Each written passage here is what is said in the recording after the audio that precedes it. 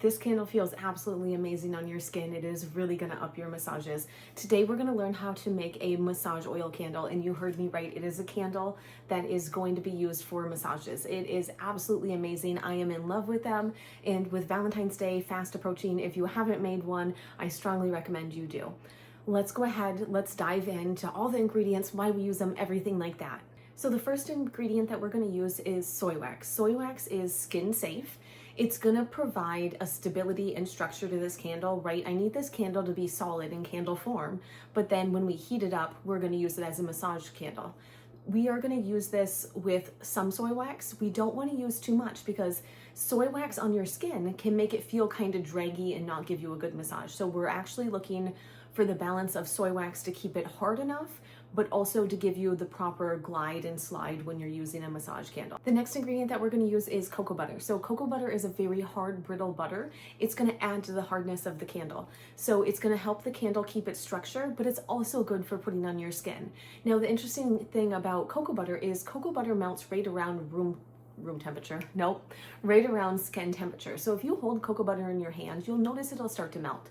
So another thing that we look at when we're picking our butters and our waxes and things like that is we want to keep the melting point pretty low. So we want this candle to melt right around skin temperature. We don't want to have it get too hot because then you risk it being too hot to put on your skin. So you want the oils to melt right around skin temperature. So when you put them on and use it for a massage, it's safe to use.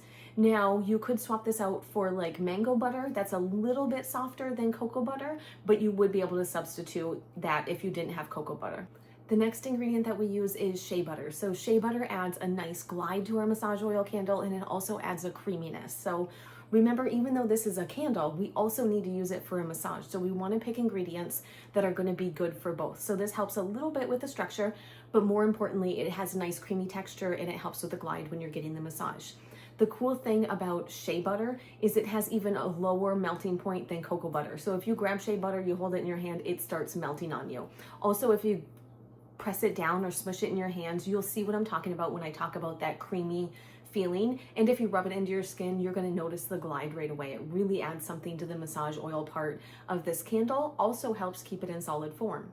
Now, in addition to the waxes and butters, we have to have a carrier oil because we need to thin this down a little bit. Remember when I'm talking about melting point and we need this to be easily melted, we have to kind of dilute some of those other ingredients. I went with castor oil. Castor oil is going to be the carrier oil that thins out the butters and the waxes to make this more massagey, and so it's not as solid as a candle. It's a little bit less solid, but still in solid form, if that makes sense. It also does good in massages. So castor oil doesn't massage in right away, and we all know when we're getting a massage, we want that oil to last as long as possible. Now, you certainly can swap this out for a different carrier oil. Just go with the carrier oil that's gonna give you the benefit that you want. In a massage candle, you typically don't want one that's gonna absorb right away. You want one that's gonna extend that massage as long as possible. Now, the fragrance oil is very important. You need to choose a fragrance oil that's gonna A, be candle safe, and be safe for your skin. So when you're choosing your fragrance oil, make sure it's safe for both things, right? We need our candle to be safe, and we need it to be safe to go on our skin. Now, when you're looking at the use rate, you're gonna notice two very different use rates. One's gonna be for candles, and it's typically at a higher percentage, and the other is gonna be for skin leave-on products. You're gonna wanna go with the lower percentage, which is the safe percent to leave on your skin. Because remember, this isn't just a candle, it's a candle that we're gonna use for a massage. So go with the lower rate to make sure your candle is safe to leave on your skin. Without further ado, let's dive into the fun part. Let's go ahead and make our massage oil candle. You are gonna be surprised at just how easy it is to do. The ingredients that we have for this massage candle is cocoa butter, soy wax, shea butter, castor oil, and fragrance oil. Go ahead and grab your melting pot. To the melting pot, we're gonna add our soy wax, cocoa butter, and our shea butter. Go ahead and grab a saucepan with a little bit of water in there. We're gonna go ahead, we're gonna pop our pouring pot on there. We're gonna put this on the stove until it's completely melted. So you're gonna wanna melt it on a low heat, so low to medium heat until it's completely melted.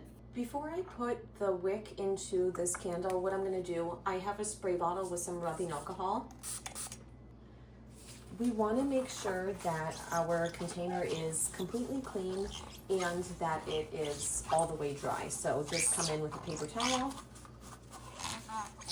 Make sure we are working with a clean, dry surface.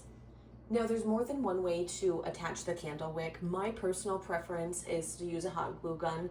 They do make the stickers that go on there, the sticky tabs. I've seen people do it with candle wax, but hot glue is just my personal favorite. Go ahead and do whatever method works best for you. To place the wick, what I do, take your tab, you're gonna put a wee little bit of hot glue on there, and we're gonna come in, put it in the very center of our candle, and then just push it down. To our melted oils, we're gonna add the castor oil. And at the same time, we're gonna add the fragrance oil.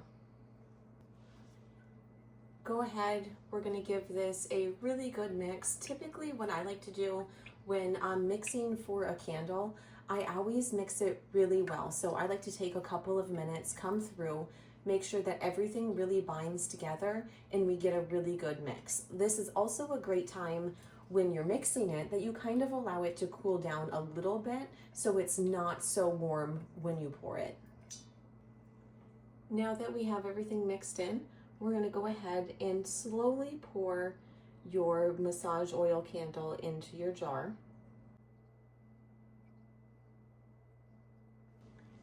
Now they make wick centering tools, but all I do is I come in with a Sharpie and I'm gonna get our wick to center like that. Now we're just gonna go ahead, we're gonna allow this to cool completely. Now that the massage candle is completely cooled, we're just gonna come in, trim the wick, and there is your finished massage candle. Once you have a nice pool of wax, go ahead and blow your candle out. Now what we're gonna do is go ahead, take the wax, dump it into our hand, and there is your massage oil. I really hope you enjoyed the video. I hope you enjoy making and using your massage oil candle as much as I did. If you haven't done so already, be sure you hit the like and subscribe button down below. Also, I do post the full printable recipe and some more details on my blog, so that is available to you at summerrain.website.